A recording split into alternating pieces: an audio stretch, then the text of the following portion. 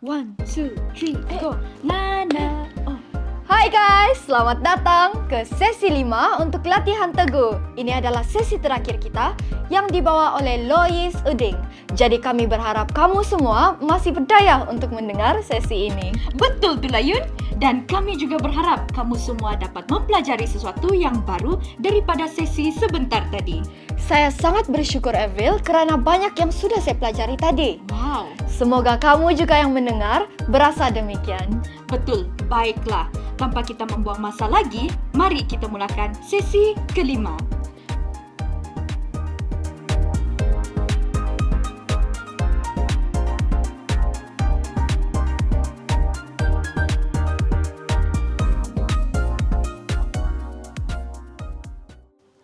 Shalom semua, kembali kita semula dalam latihan teguh.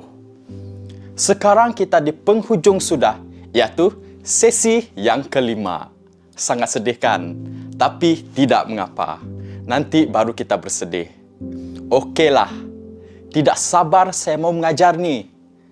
Jom semua, buka mata luas-luas dan hati bersedia untuk disirami dengan kebijaksanaan firman Tuhan. Kita teruskan dengan latihan teguh sesi yang kelima.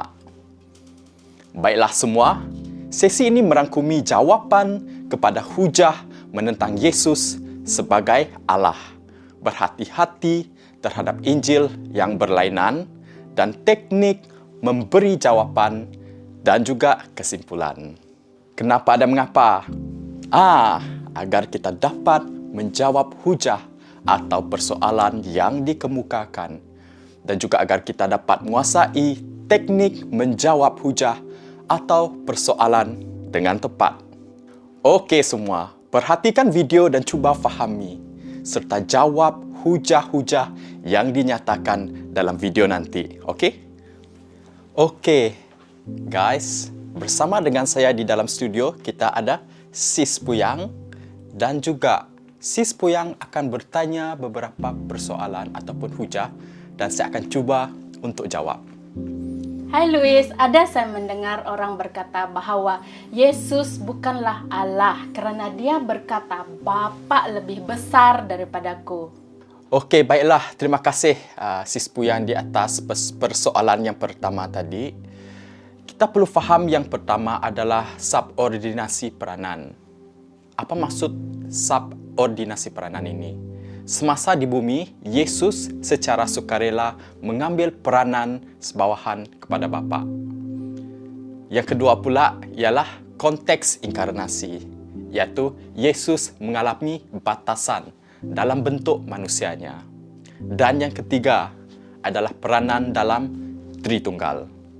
Dalam doktrin Tritunggal, Bapa, Anak dan Roh Kudus adalah setara dan kekal bersama. Walau bagaimanapun, terdapat hierarki dalam hubungan mereka.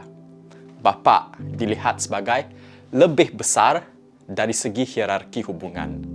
Tetapi pada dasarnya atau sifatnya, sebagai contoh, bapa kamu lebih besar daripada kamu dari segi wewenang ataupun dari segi autoriti dia. Betul tak? Walau bagaimanapun, kamu adalah sama dengannya secara fizikal sebagai seorang manusia. Dan akhir sekali adalah kerendahan hati dan ketaatan.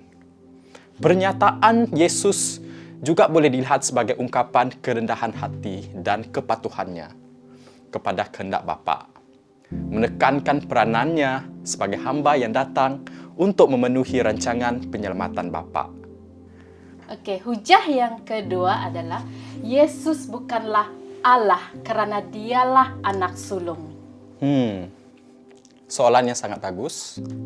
Alright, anak sulung bukan bermaksud yang pertama dicipta ataupun yang pertama dilahirkan. Dalam Mazmur 89 ayat 20, katakan, Aku telah menemui hambaku Daud. Ayat 27, Aku juga akan menjadikannya anak sulungku, tertinggi antara raja-raja di bumi. Jadi, dalam Mazmur ini, Daud dirujuk sebagai anak sulung Allah.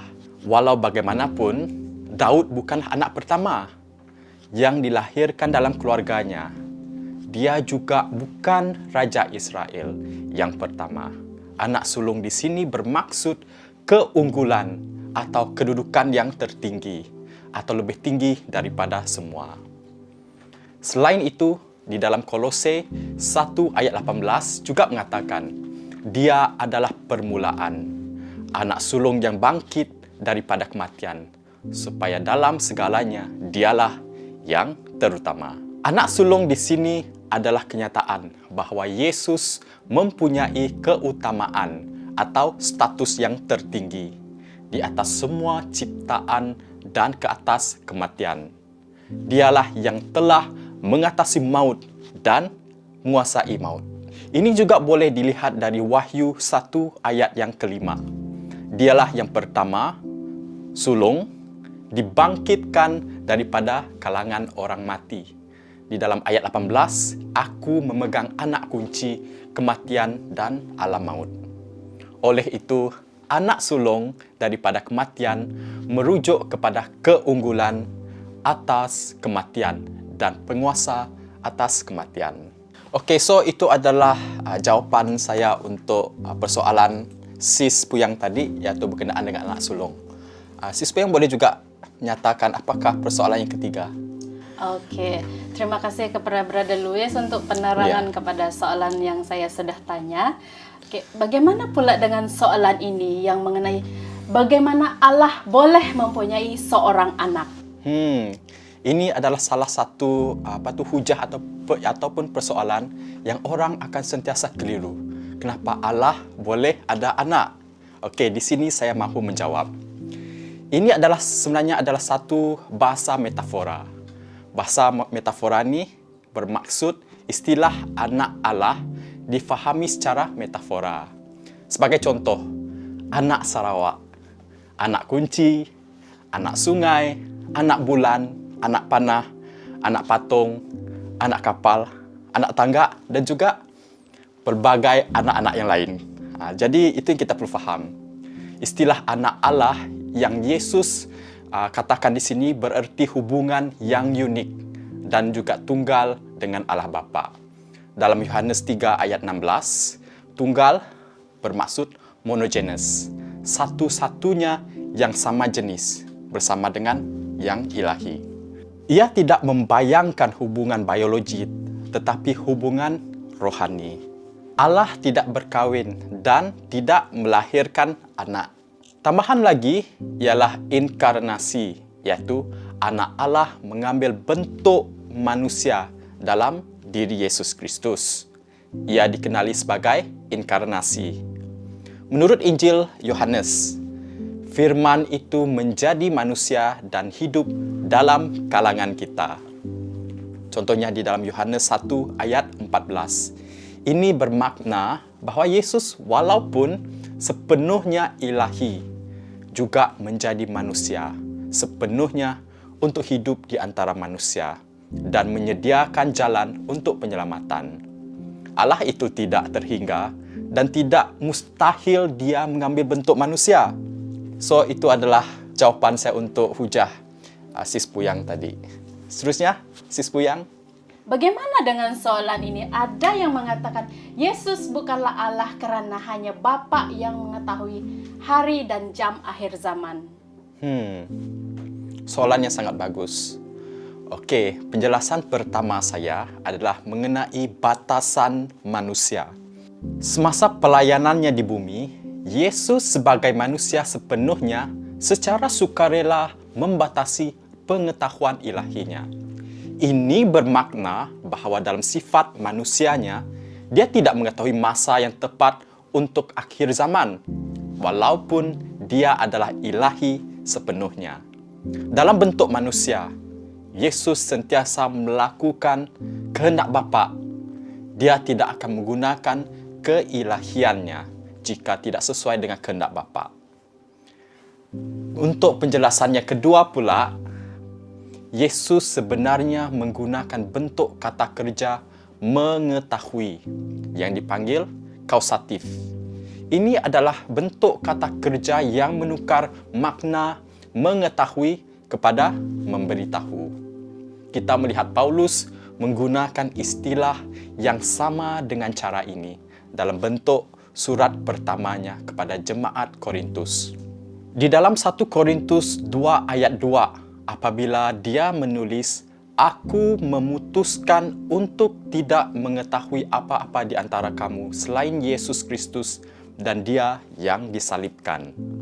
Jelas sekali, Paulus tidak menggunakan kata kerja mengetahui di sini dalam pengertian tradisionalnya.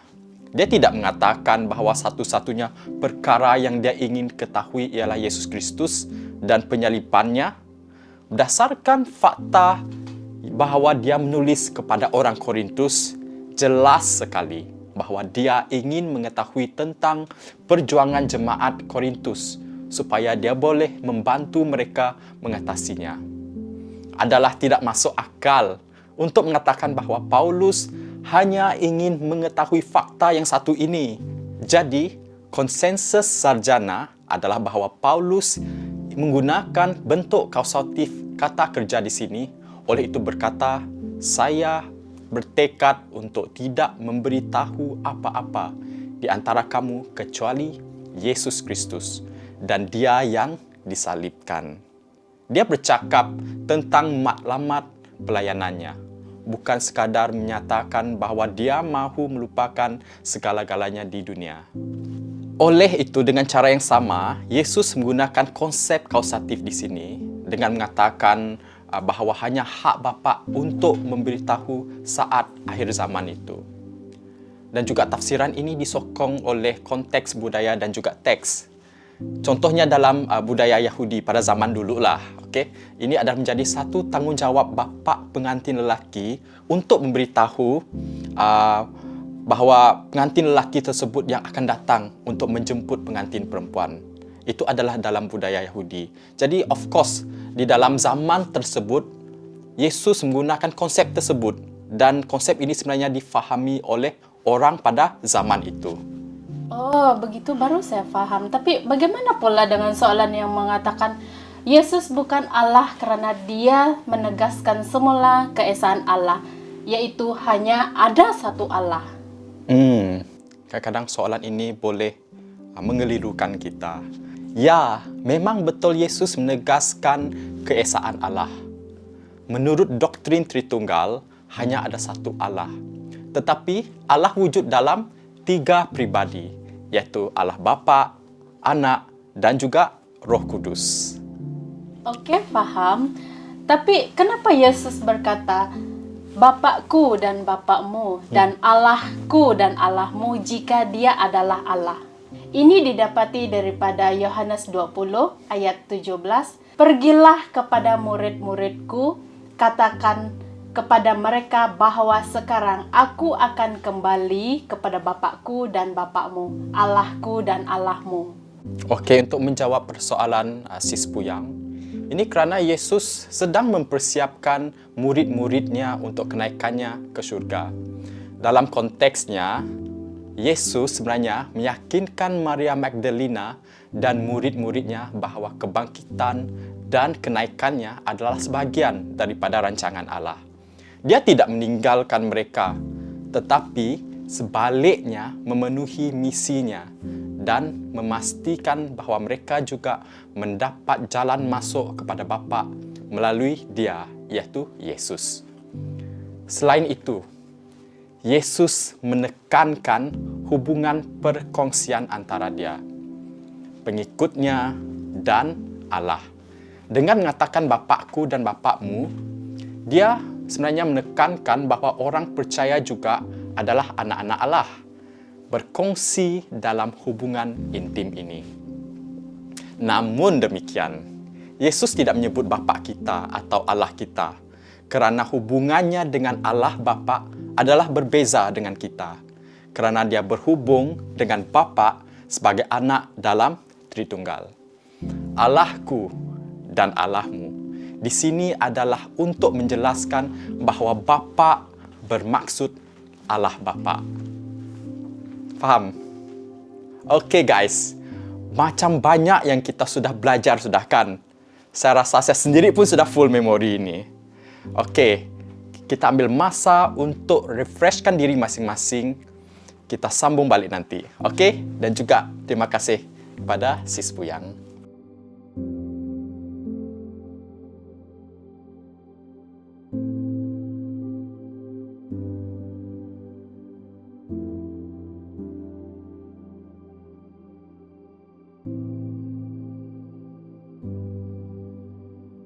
Hai semua dan selamat kembali. Semua sudah refreshkan diri masing-masing. Okey, kita sambung dengan pembelajaran kita. Okey? Dan sekarang ini special bersama dengan saya, kita ada Sis Sandra. Hai Sis. Hai. Okey, Sis sudah bersedia untuk tanya soalan? Ya, sudah. Okey, silakan. Oke, Loy. Sebenarnya ada soalan yang orang selalu tanya juga, yaitu ada yang mengatakan bahawa Yesus bukanlah Allah kerana manusia tidak boleh menjadi Tuhan. Macam mana kita boleh menjawabnya? Sebenarnya satu soalan yang sangat interesting. Dan satu yang kita perlu perhatikan di sini, bahawa Yesus bukanlah manusia menjadi Tuhan. Okey? Tapi Yesus sebenarnya adalah Tuhan yang menjadi manusia. Dan ini adalah tidak mustahil, kan? Betul tak?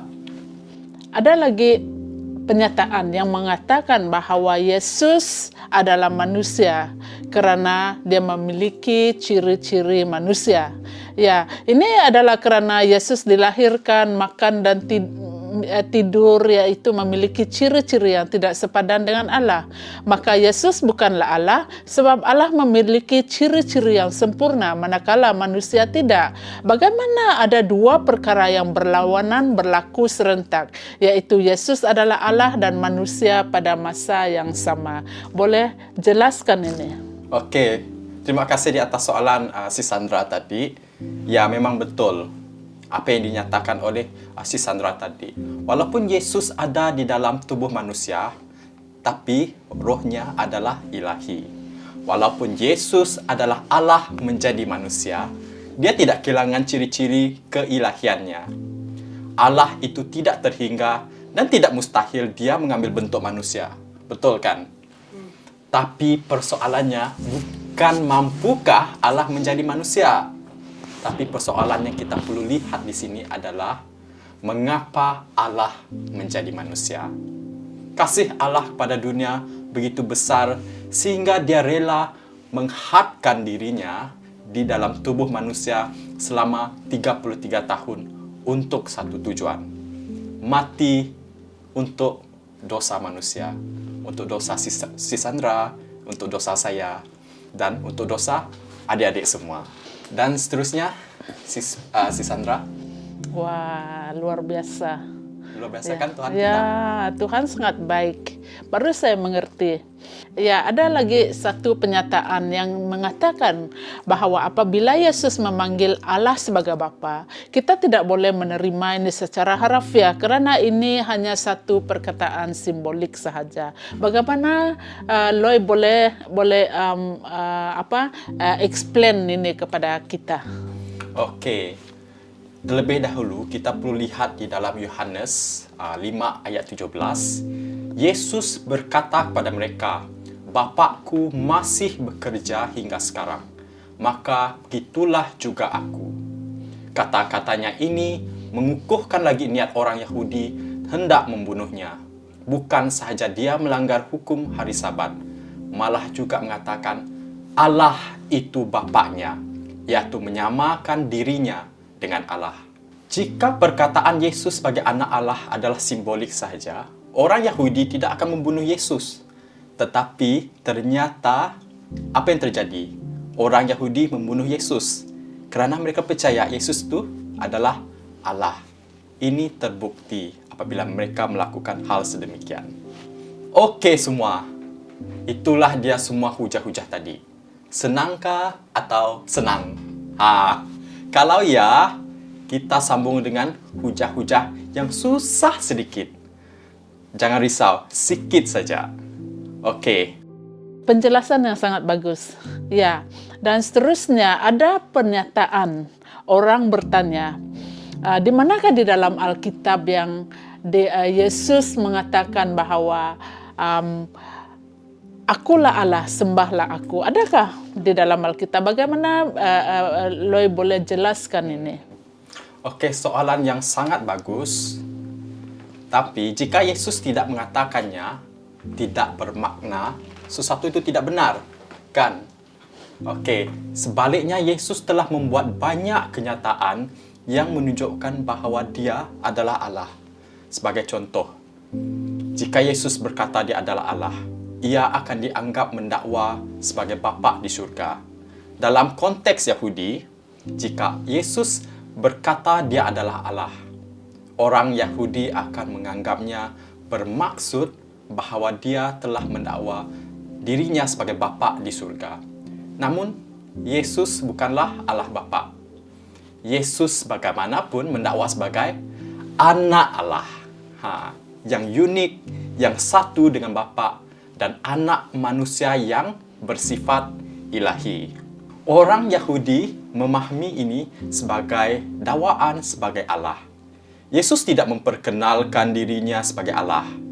Dari perbuatannya yang ilahi, hidupnya yang ilahi, ajaran-ajarannya yang ilahi, dan sifat-sifat keilahiannya lah yang lain dapat bersaksi dan mengaku bahawa Yesus adalah Allah. Faham, Si Sandra? Paham. Wow, ya betul-betul. Dan dan seterusnya ada penyataan yang mengatakan bahawa Yesus perlu diberi kuasa. Oleh itu, Dia bukanlah Allah. Bagaimanakah kita boleh menjelaskan ini? Oke. Satu soalan yang sangat bagus juga. Yesus berkata segala kekuasaan telah diserahkan kepadanya, baik di surga maupun di bumi. Ini kerana bila Dia menjadi manusia, Dia telah mengosongkan dirinya dari kedudukannya di surga. Seperti tercatat dalam Alkitab. Di dalam Filipi bab 2 ayat 7. Tetapi Dia telah mengetepikan martabat dirinya, mengambil bentuk seorang hamba dan datang dengan rupa manusia. Sekarang Dia adalah Maha Kuasa, kerana segala kekuasaan ada padanya, baik di surga maupun di bumi. Hanya Allah adalah Maha Kuasa. Oleh itu, kita perlu juga baca di dalam Matius bab 28 ayat 17 dan juga 20. Mereka menyembah Yesus dan Yesus berkata Dia akan sentiasa bersama dengan mereka hingga ke akhir zaman. Hanya Allah menerima penyembahan dan dapat bersama dengan kita hingga ke akhir zaman. So, itulah bagaimana saya menjawab apa yang ditanya oleh Si Sandra. Amin, amin. Nah, seterusnya. Ada yang mengatakan bahawa Yesus bukanlah Allah kerana Dia adalah hamba Allah yang berserah pada perintah Allah. Betulkah tu? Okey. Memang betul. Tapi kita perlu tengok hal ini bukan hanya dari satu konteks saja. Kita perlu tengok dalam konteks yang menyeluruh. Yesus telah diutus oleh Bapa supaya menjadi manusia untuk menebus dosa-dosa kita dengan kematiannya di salib. Walaupun Yesus adalah setara dan kekal bersama dengan Bapa dalam peranannya dalam Tritunggal. Dia berserah pada kehendak Bapa untuk membuat sedemikian. Ini boleh dilihat dari Alkitab dalam Filipi bab 2 ayat 6 hingga 11. Dia yang sekalipun dalam bentuk Allah tidak menganggap kesetaraan dengan Allah sesuatu yang harus dipertahankan. Ayat 7. Tetapi Dia telah mengetepikan martabat dirinya, mengambil bentuk seorang hamba dan datang dengan rupa manusia. Ayat 8. Dalam keadaan sebagai manusia, Dia telah merendahkan dirinya dan taat hingga kepada kematian, bahkan kematian disalib. Ayat 9. Itulah sebabnya Allah sangat meninggikannya dan menganugerahkan kepadanya nama yang di atas segala nama. Ayat 10, supaya kepada nama Yesus segala-galanya bertelut, segala isi langit, bumi, dan yang di bawah bumi, dan semua lidah mengaku bahawa Yesus Kristus ialah Tuhan, untuk mendatangkan kemuliaan kepada Allah Bapa. Alright, bersama semula dengan saya ialah Sis Puyang. Oke, silakan Sis Puyang. Hai Brother Louis. Hai. Saya ingin bertanya yang mengenai hujah yang mengatakan Yesus mengikuti semua hukum Taurat seperti disunat, tidak makan babi, mengucap salam Elohim, dan lain-lain. Tetapi orang-orang Kristen tidak mengikuti seperti apa yang Yesus lakukan. Soalan yang baik. Tapi Yesus sebenarnya tidak pernah memerintah murid-muridnya untuk memberi keutamaan pada hukum-hukum. Jika Yesus memberi keutamaan pada hukum, dia tidak akan melanggarnya seperti membuat mukjizat pada hari Sabat. Yesus memberi standar yang lebih tinggi daripada hukum-hukum itu. Misalnya, kita boleh baca di dalam Matius bab 5, 6 dan juga 7. Yesus tidak pernah memerintah murid-muridnya untuk memeluk agama Yudaisme atau harus mengikuti semua hukum Taurat jika ingin diampuni dosa-dosa mereka dan masuk ke dalam syurga. Tetapi, apa yang Yesus lakukan? Yesus hanya perintahkan untuk percaya kepadanya, Anak Allah, dan barang siapa yang mahu masuk ke dalam syurga. So, itu adalah hujah saya. Silakan hujah seterusnya, Sis Puyang. Terima kasih Brother Louis untuk jawaban yang diberikan kepada hujah yang saya tanya.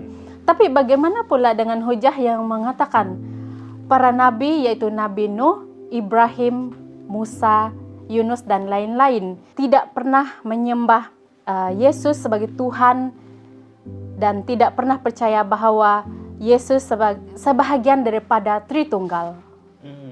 Soalan yang baik. Tapi apa yang kita perlu faham sebenarnya, ini kerana orang Yahudi sebelum kedatangan Yesus menyembah Yahweh. Dan Yahweh dalam perjanjian lama ataupun Taurat telah janjikan kedatangan Mesias. Dan Mesias adalah anak Allah. Pada zaman akhir, Allah telah berbicara kepada kita melalui perantaraan anaknya. Jadi, orang Yahudi yang percaya bahawa Yesus adalah anak Allah mengenal Yesus sebagai Mesias yang dijanjikan oleh siapa? Oleh Yahweh. Mereka tahu betul siapa yang disembah oleh nenek moyang mereka. Dan juga mereka tidak pernah berhenti menyembah Allah perjanjian lama, iaitu Yahweh. Orang Kristian juga percaya kepada Yahweh. Oleh itu, orang Yahudi Mesianik tidak menolak perjanjian lama ataupun Taurat. Sebaliknya, lebih lagi mereka membaca dan memahami seluruh kitab suci yang telah digenapi oleh Yesus Kristus. Okey. Ada lagi kah hujah yang ingin disampaikan ataupun soalan yang ingin disampaikan oleh Sis Puyang? Terima kasih Brother Louis. Ini adalah soalan atau hujah yang terakhir. Bagaimana pula ada hujah yang mengatakan terdapat nabi lain selepas Yesus? Okey, sebenarnya mereka yang tidak percaya berkata bahawa nabi mereka adalah nabi lain yang dikatakan Musa di dalam Ulangan 18 ayat 15 yang mengatakan Tuhan Allahmu akan membangkitkan untukmu seorang nabi sepertiku, Musa, daripada kalangan saudaramu, dan penolong yang dikatakan di dalam Yohanes bab 14 ayat 16. Kita boleh rujuk di dalam Ulangan 18 ayat 15, Tuhan Allahmu akan membangkitkan untukmu seorang nabi sepertiku, Musa, daripada kalangan saudaramu. Setiap kali daripada kalangan saudaramu dirujuk dalam buku Ulangan, ia merujuk kepada orang siapa? Orang Israel dan bukan seorang yang asing. Sebagai contoh, di dalam Ulangan 17 ayat 15. Maka pastikanlah engkau mengangkat atasmu seorang raja yang dipilih Tuhan Allahmu. Angkatlah seorang raja atasmu daripada kalangan saudaramu. Jangan seorang asing yang bukan saudaramu. Oleh itu, nabi lain ini tidak boleh datang dari orang bukan Israel. Kita lihat lagi di dalam Yohanes 14 ayat 16. Aku akan memohon kepada Bapa dan Bapa akan mengurniaimu penolong yang akan menyertaimu selama-lamanya. Ayat 17, penolong itu roh kebenaran. Dunia tidak dapat menerimanya kerana tidak dapat melihat atau mengenalnya. Tetapi kamu mengenalnya kerana dia tetap di dalammu dan akan ada di dalam dirimu. Apabila kita lihat di dalam ayat ini, sebenarnya Yesus dengan jelas merujuk kepada kedatangan Roh Kudus dan Roh kebenaran. Okey? Dan bukanlah manusia dan tidak boleh dilihat. Contohnya di dalam Yohanes bab 14 ayat 17. Tidak mungkin seorang manusia dapat menyertaimu selama-lamanya. Betul tak? Kita kan jasad manusia. Dan begitu juga seorang manusia tidak boleh hidup bersamamu dan berada di dalam diri kita sebagai manusia. Dan kita rujuk kembali di dalam Yohanes bab 16 ayat 14. Roh itu akan memuliakanku kerana dia akan menerima apa yang berasal daripadaku dan menyatakannya kepadamu. Roh Kudus akan memuliakan Yesus dan dia akan memberitahu kita apa yang dia terima daripada Yesus dan bukan daripada malaikat. Sekali lagi, saya ingin bawa kita rujuk di dalam Ibrani bab 1 ayat 1. Allah telah berfirman pada pelbagai zaman dan dengan aneka cara kepada nenek moyang kita melalui nabi-nabi. Ayat kedua, tetapi pada akhir zaman ini Allah telah berfirman kepada kita melalui anaknya. So, pada masa lalu, Allah telah berfirman melalui para nabi. Sekarang ini, pada zaman ini, dia telah berfirman kepada kita melalui anaknya, iaitu Yesus. Tidak perlu ada nabi lain untuk membawa mesej atau ajaran yang lain. So, perjanjian baru membuktikan bahawa Yesus adalah nabi yang dinubuatkan oleh Musa. Okey, baiklah sis buyang. Itu saja untuk masa kita untuk sesi persoalan kita pada hari ini. Saya harap saya dapat memberi penjelasan yang kamu perlu. Begitu juga untuk si Sandra sebentar tadi. Dan bukan itu saja, bukan untuk kamu dua saja, tapi untuk mereka yang mendengar video ini juga. Alright semua, masa untuk sesi aktiviti. Anda semua boleh berkumpul dalam kumpulan masing-masing.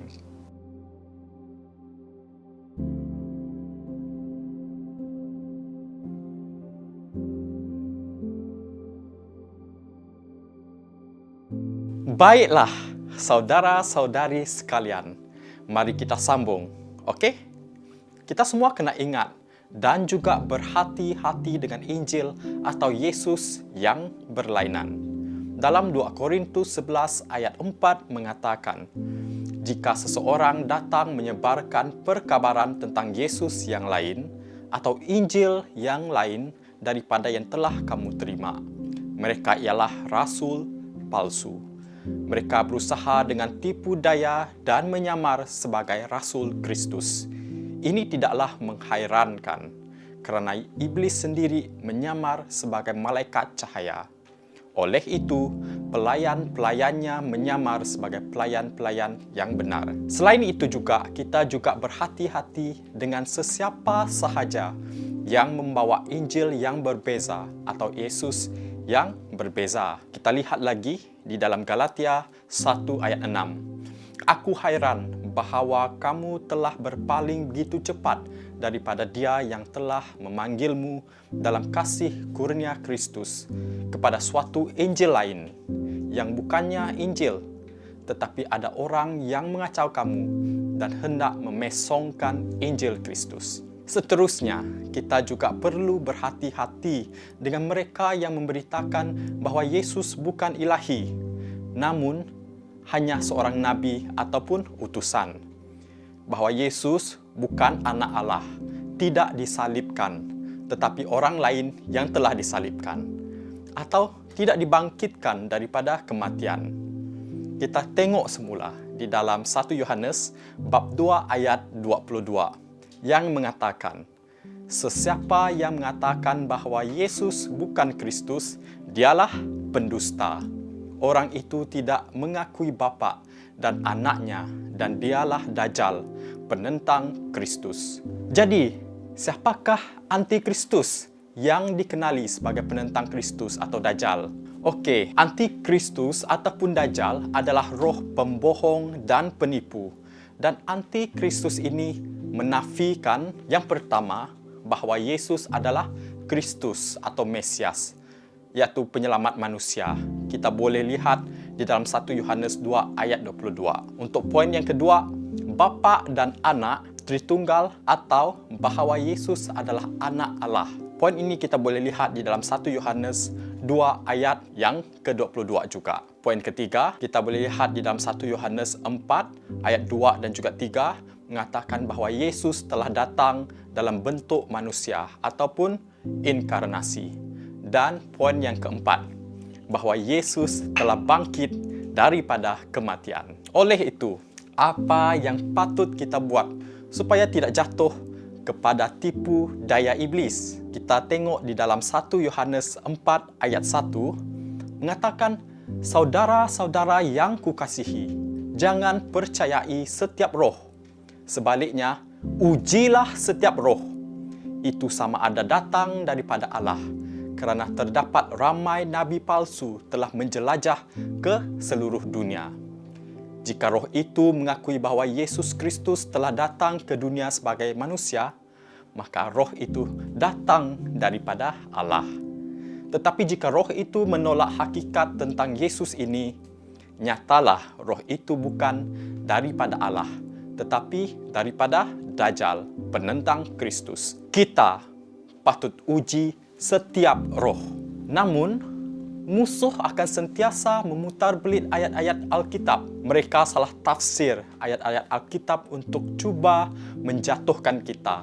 Sebagai contoh, iblis menggunakan ayat-ayat Alkitab untuk menggoda Yesus. Dalam Lukas bab 4 ayat 9, kemudian iblis membawa Yesus ke Yerusalem, lalu meletakkannya di atas bait suci dan berkata kepadanya, "Jika engkau anak Allah, terjunlah dari sini, kerana telah tersurat, Allah akan memerintahkan malaikat-malaikatnya untuk menjagamu, dan mereka akan menatangmu seperti kakimu tidak terhantuk batu."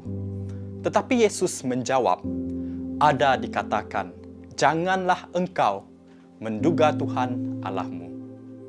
Di sini, Yesus menjawab dengan menggunakan kebenaran firman Allah.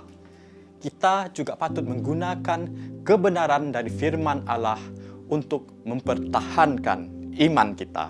Penyelamatan kita hanya ada dalam Yesus, kerana apa yang Dia telah lakukan di atas kayu salib. Seperti dalam Kisah Para Rasul, bab 4 ayat 12, tiadalah penyelamatan melalui sesiapa yang lain, kerana tiada nama lain di bawah langit ini diberikan dalam kalangan manusia yang dapat menyelamatkan kita. Dan juga di dalam 1 Korintus 1 ayat 18, bagi mereka yang akan binasa, berita tentang salib dianggap suatu kebodohan. Namun demikian, bagi kita yang diselamatkan Allah, berita itu menunjukkan kekuasaannya. Sebagai contoh, ada yang mungkin berkata bahawa mereka mengasihi Yesus, tetapi hanya sebagai seorang nabi, bukan Tuhan. Mereka mengakui bahawa ajarannya baik, dia boleh melakukan pelbagai jenis mukjizat dan sebagainya. Namun, mereka tidak percaya Yesus adalah penyelamat mereka. Ini kerana Nabi Isa yang mereka percaya tidak sama dengan Yesus di dalam Alkitab kita. Itu adalah maksudnya Yesus yang berlainan.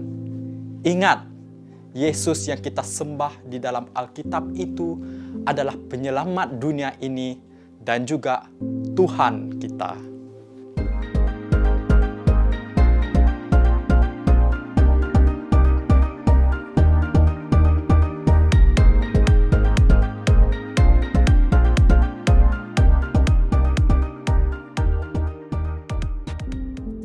Selamat kembali semua.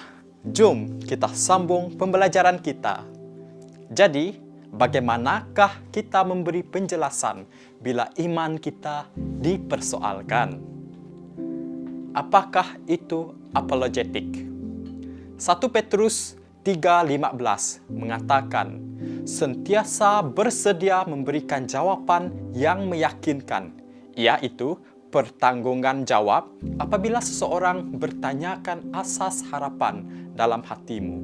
Jawab dengan lembut dan hormat. Perkataan pertanggungan jawab datang daripada perkataan apologia dan hasilnya perkataan apologetik. Oleh itu, kita haruslah yang pertama, beri jawapan dengan lemah lembut dan juga hormat, bukan bertengkar. Yang kedua pula, tujuan adalah untuk memenangkan jiwa, bukan untuk memenangkan debat kita. Dan yang ketiga, jawab dengan bertanya soalan dan juga kawal dialog kita. So, adik-adik, kesimpulan daripada sesi latihan teguh hari ini, saya harap latihan ini kamu boleh lebih yakin dan pasti bahawa Yesus adalah Allah. Agar kamu juga mengerti betapa besarnya kasih Yesus. Walaupun dia Allah yang maha kuasa, dia juga rela mengosongkan dirinya dari kebesaran kemuliaannya dan menghambakan dirinya untuk mengambil bentuk manusia yang terhad lalu dihina, dipukul, diseksa, sehingga mati disalib untuk dosa kita. Dan agar kamu juga menyedari bahawa Yesus adalah harta yang paling besar bagi kita. Jangan ditipu oleh iblis. Tidak ada apa-apa di dunia ini yang lebih baik atau lebih berharga daripada Yesus. Hanya Yesus boleh memberi pemenuhan hidup kita. Hati Rasul Paulus sudah diambil oleh Yesus. Saya harap hati kamu juga sudah diambil oleh Yesus dan mengasihi Yesus dengan sepenuh hatimu, agar kamu akan menjadi seperti Rasul Paulus untuk berusaha untuk mendapatkan Yesus. Kaedah judo apabila dicabar, daripada buku Berdiri Teguh oleh Dr. Ng Ki Chuan. Semasa kita berdiri teguh untuk mempertahankan iman, kita perlu bijak bagaimana bertindak balas terhadap cabaran atau persoalan orang lain tentang iman dan kepercayaan kita. Dalam pada itu, kita akan menggunakan dua kaedah. Yang pertama, apabila dicabar secara agresif, kita dapat menggunakan kaedah judo untuk menyoal balik. Kedua, apabila ditanya secara lemah lembut, kita dapat menggunakan kaedah wacana untuk bersoal jawab. Perkara yang perlu jelas dalam apa-apa situasi pun ialah siapakah yang harus dipertanggungjawab untuk memberi beban bukti apabila sesuatu soalan diajukan. Di dalam situasi apabila seseorang berhajat mencabar atau menyerang kita dengan mendakwa bahawa terdapat kekurangan dalam kepercayaan Kristian, maka kita perlu jelas bahawa beban terletak di atas bahu orang yang membuat dakwaan itu. Hal ini demikian kerana orang yang membuat tuduhan atau dakwaan mesti menyokongnya dengan bukti yang kukuh. Kalau dia tidak dapat berbuat demikian, maka kita boleh mengabaikan dakwaan dan persoalannya. Contohnya, jika saya dituduh oleh seorang bahawa saya mencuri wangnya, maka dia mesti bersedia menunjukkan bukti bahawa saya telah mengambil wangnya tanpa kebenarannya. Dalam situasi ini, saya tidak perlu membuat apa-apa kecuali menyoal dia dan minta bukti ditunjukkan.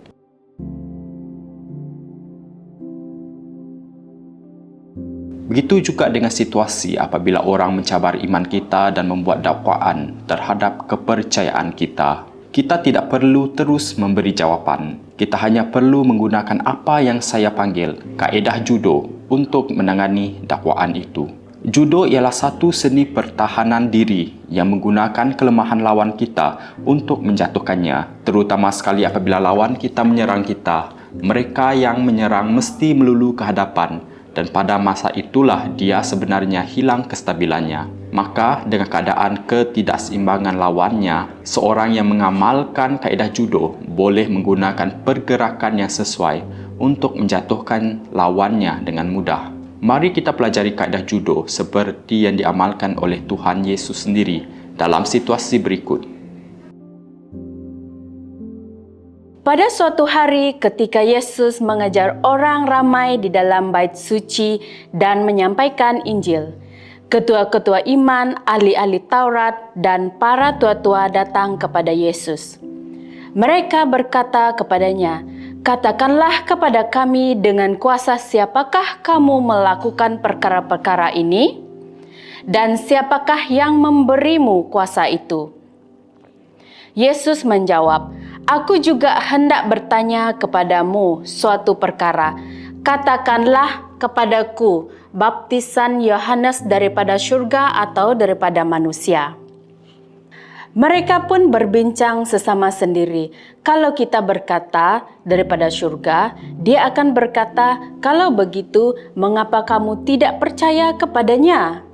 Sebaliknya, kalau kita berkata daripada manusia, orang ramai sudah tentu akan merejam kita kerana mereka yakin bahawa Yohanes itu seorang nabi. Mereka pun menjawab kepada Yesus bahawa mereka tidak mengetahui dari mana asalnya baptisan Yohanes itu. Oleh itu, Yesus pun berkata kepada mereka, "Aku pun tidak akan memberitahumu dengan kuasa apa aku melakukan perkara-perkara ini." Mari kita mempertimbangkan satu isu untuk mengilustrasikan bagaimana kita boleh menggunakan kaedah wacana ini. Hai Luis, Hai, apa kamu buat? saya baca buku Oh, buku. pasal apa tuh? Pembelajaran Teguh. Oh, kamu baca ini? Ya. Luis, saya mau tanya lah mengenai Alkitab yang kamu baca sekarang, baca hari ini tuh.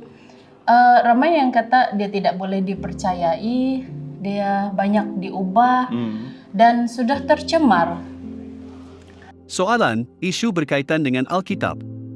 Alkitab yang kamu gunakan hari ini telah diubah, tercemar dan tidak boleh dipercayai. Apakah respon anda? Soal balik dengan kaedah judo. Pertama, apakah yang telah diubahkan? Bolehkah saudara-saudari tolong tunjukkan dengan spesifik? Kedua, bilakah perubahan itu berlaku? Ketiga, siapakah yang membuat perubahan itu? Keempat, mengapakah Alkitab diubahkan oleh mereka? Kelima, apa terjadi kepada salinan yang asal? Keenam, apakah bukti bahawa perubahan yang didakwa oleh kamu itu betul-betul berlaku? Anda juga boleh menggunakan kaedah wacana. Pertama, apabila kamu mengatakan Alkitab telah diubahkan, apakah jenis perubahan yang kamu maksudkan? Kedua, adakah perubahan atau perbezaan itu berlaku dalam bahasa asal atau semasa diterjemahkan kepada bahasa lain? Ketiga, adakah perubahan itu dari segi isi kandungan, atau ejaan, atau bentuk tulisan, atau jenis tulisannya? Keempat, berapa banyak perubahan yang kamu maksudkan? Kelima, apakah yang telah diubahkan? Bolehkah saudara-saudari tolong tunjukkan dengan spesifik? Soalan ini perlu didalami dan difahami isunya serta jawapannya. Bagaimana anda akan berbuat demikian? Alkitab yang kamu gunakan hari ini telah diubahkan, tercemar dan tidak boleh dipercayai. Apakah respon anda? So, apabila sis Puyang katakan bahwa Alkitab ini sudah diubah, apa yang sis maksudkan? Ya mengenai kesahihan Alkitab tuh sebab banyak penterjemah Alkitab sekarang kan. Ya, bagaimana kita boleh mengesahkan kesahihan Alkitab itu? Okey, sis Puyang, sebenarnya apabila kamu katakan bahwa adakah Alkitab ini sahih ataupun tidak, Alkitab ini sebenarnya sama. Okey, semenjak beribu-ribu tahun dahulu sampai sekarang. Dan juga antara bukti yang relevan yang mengatakan bahawa Alkitab kita ni masih sama, iaitu yang pertama of course arkeologi dari segi sejarah lah. Yang kedua daripada nubuat. Dan juga yang ketiga adalah pengalaman sendiri ataupun pengalaman pribadi kita. Jadi, Sis Puyang, kamu pernahkah baca Alkitab?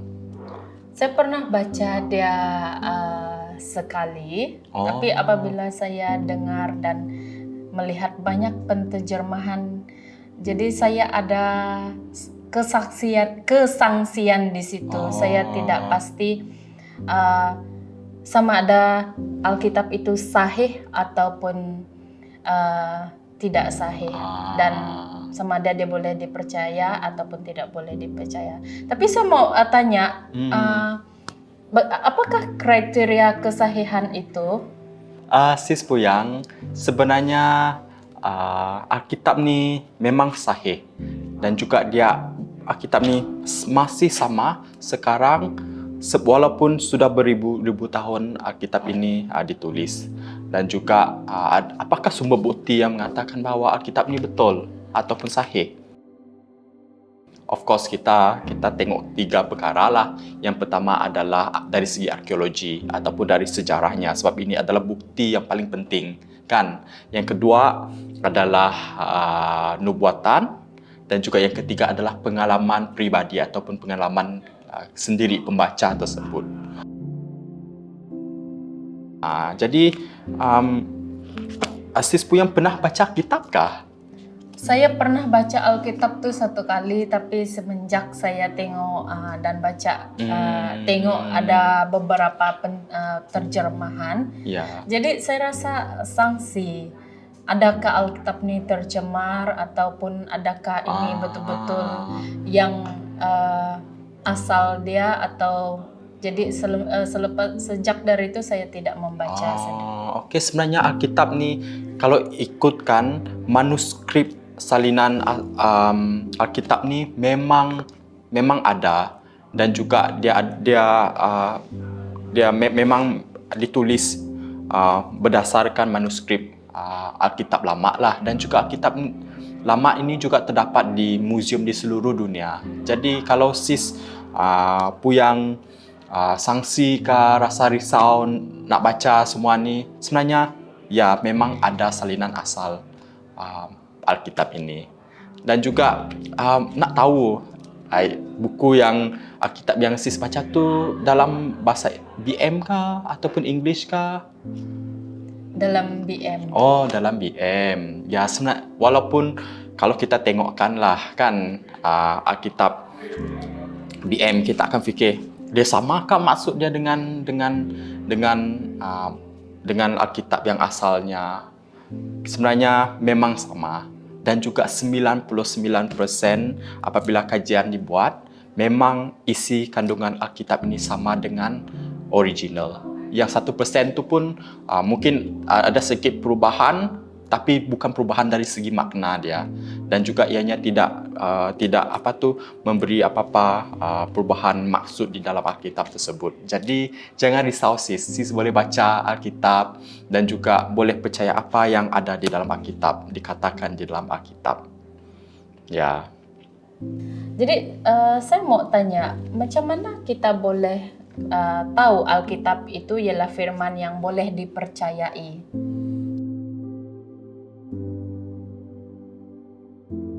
Sebenarnya antara part yang paling penting apabila kita membaca Alkitab lah, Alkitab of course, adakah Alkitab itu mengubah diri kita secara pribadi, dan itu adalah pengalaman pribadi kita.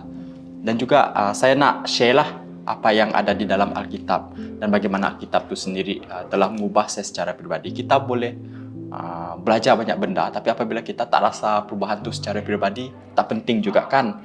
Nah, that's why kita perlu membaca kitab, dan supaya pengalaman pribadi itu sendiri yang menjadi bukti di dalam kehidupan kita. Kita boleh tengoklah di dalam Ibrani 4 ayat 12. Okey. Di dalam Ibrani 4 ayat 12 mengatakan bahawa firman Allah hidup dan berkuasa, lebih tajam daripada pedang 2 mata, menembusi ke garis pemisah nyawa dan roh, sendi dan sumsum, serta mengenal antara fikiran dan niat dalam hati. Jadi sis boleh mulakan membaca kitab, dan sis ambil ayat ini, bahawa Alkitab memang boleh betul-betul mengubah mengubah kehidupan sis. Okey. Alright, adik-adik, itulah dia sebentar tadi sedikit ilustrasi mengenai kaedah wacana yang kita boleh gunakan di dalam konteks penginjilan, dan saya berharap juga kaedah tadi boleh digunakan untuk berkongsi firman Tuhan. Okey, so sebelum sesi ini berakhir, saya ingin memberikan sedikit ringkasan tujuan kaedah wacana ini digunakan. Yang pertama adalah untuk mengetahui fahaman sebenar orang itu. Yang kedua, untuk merangsang orang itu untuk berfikir. Yang ketiga, untuk memberi kesedaran tentang apakah orang itu dia jelas ataupun tidak mengenai sesuatu topik. Dan juga yang keempat adalah menyiapkan dia untuk ingin belajar. Itu sahaja dari saya. Tuhan memberkati kamu semua. Bye.